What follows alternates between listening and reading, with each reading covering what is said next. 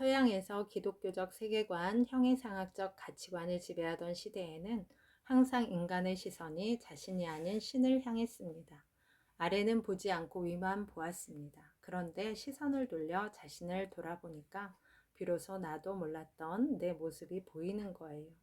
자신의 내면을 들여다보고 그 안에서 발견한 자기를 극복할 줄 알아야 비로소 새로운 나를 만들고 새로운 가치를 창조할 수 있습니다. 신이 죽고 절대적 가치가 사라진 시대에 우리가 의지하고 신뢰할 수 있는 것이 권력의 의지라고 한다면 이 세상에서 살아갈 수 있는 삶의 양식은 두 가지밖에 없다고 이야기합니다. 하나는 초인의 삶의 양식이고 또 하나는 최후의 인간 또는 마지막 인간의 삶의 양식입니다. 내가 너희에게 새로운 인간 유형을 보여주겠다. 그것은 다름 아닌 초인이다. 그런데 너희가 지금 살고 있는 모습은 최후의 인간과 같다. 초인, 위버 맨쉬, 위버 무엇을 넘어서, 맨쉬 인간. 이처럼 자신 위로 동경의 화살을 쏘지 못하는 사람, 그가 바로 최후의 인간입니다. 이익만 추구하고 메뚜기 떼처럼 지상의 작은 곤충이 되어 이리저리 뛰어다니며 행복하다고 스스로 안위하는 존재. 그가 바로 최후의 인간입니다. 시선의 혁명적 전환을 요구하는 니체의 말은 실로 간단합니다. 너 자신을 넘어설 수 있는 가치를 끊임없이 만들어라. 창조해라. 그것이 대지의 의미이고 존재의 의미이다. 사람은 짐승과 초인 사이를 잇는 밧줄, 하나의 심연 위에 걸쳐 있는 하나의 밧줄이다. 저편으로 건너가는 것도 위험하고 건너가는 과정 뒤돌아보는 것, 벌벌 떨고 있는 것도 위험하며 서 있는 것도 위험하다. 사람에게 위대한 것이 있다면 그것은 그가 목적이 아니라 하나의 교량이라는 점이다. 사람에게 사랑받아 마땅한 것이 있다면 그것은 그가 하나의 넘어가는 과정이요 내려가는 과정이라는 점이다. 새로운 가치를 창조하는 과정 오버고잉.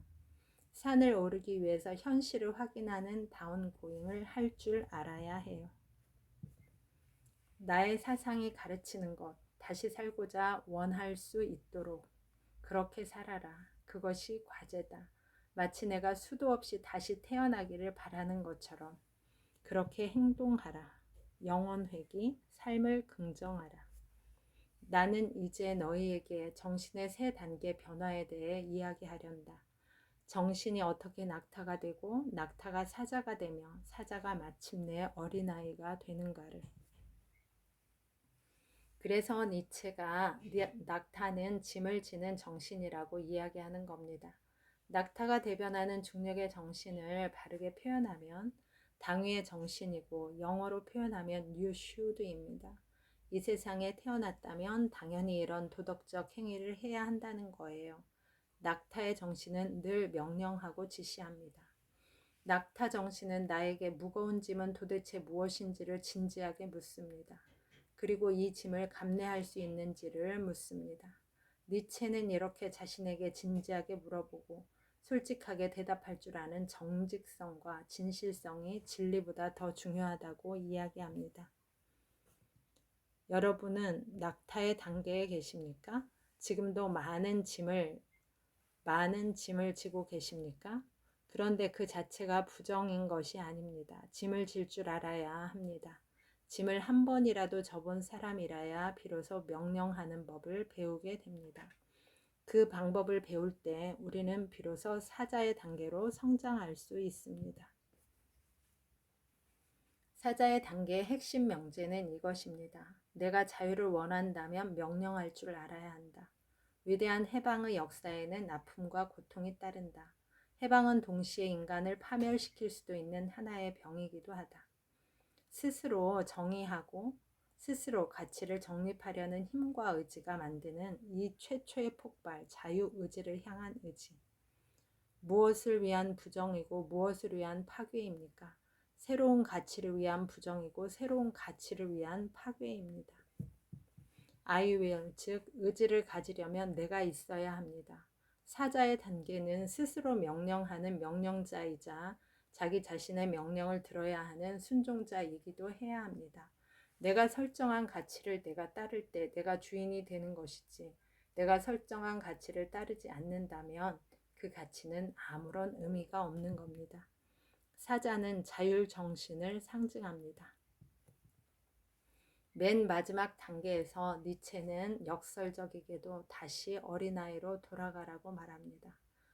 차라투스트라의 말을 들어볼까요? 어린아이는 순진무구하며 망각이며 새로운 시작, 놀이, 스스로의 힘에 의해 돌아가는 바퀴, 최초의 운동, 거룩한 긍정이다. 그렇다, 나의 형제들이여, 창조의 놀이를 위해 신성한 긍정이 필요하다. 정신은 자기 자신의 의지를 욕구하며 세계를 상실한 자는 자신의 세계를 되찾는다. 어린아이는 삶을 놀이로 받아들여요. 무거운 짐으로 받아들이지 않습니다. 그래서 어린아이는 신성한 긍정입니다. 아이는 어른과 달리 특별한 존재가 되고 싶어 하지 않아요.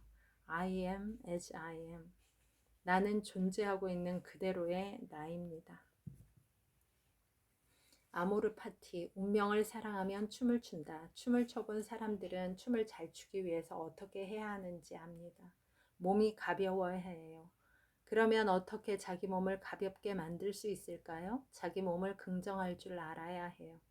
그런데 낙타처럼 무거운 짐을 지고는 절대 춤출 수 없습니다. 그는 춤추는 자처럼 걷고 있지 않는가? 그래서 니체는 나의 덕은 춤추는 자의 덕이다. 그리고 무거운 것이 가볍게 되고 모든 몸이 춤추는 자가 되며 정신 모두가 새가 되는 것. 그것이 내게 있어서 알파이자 오메가이다. 아모르 파티, 내 운명을 사랑하라. 운명의 배반을 받아 고통스러운 삶을 산 프리드리히 니체의 반전이라고 할 수 있습니다.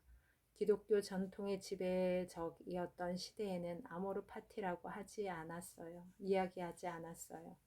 아모르 데이, 신을 사랑하라고 했습니다. 니체는 운명론을 수용하지 않습니다.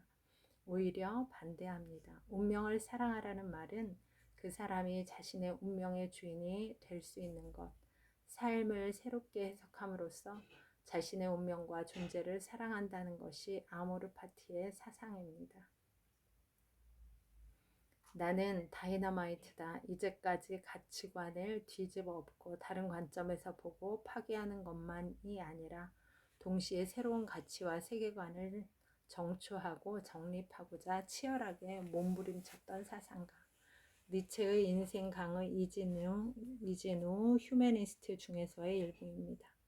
나는 니체라는 망치다. 서구의 전통을 깨부수고 그것에 새로운 가치를 세우리라. 오늘도 좋은 날입니다. 오늘 하루 잘 살아내느라 수고 많았습니다. 힘내세요. 다음에 또 만나요. 감사합니다.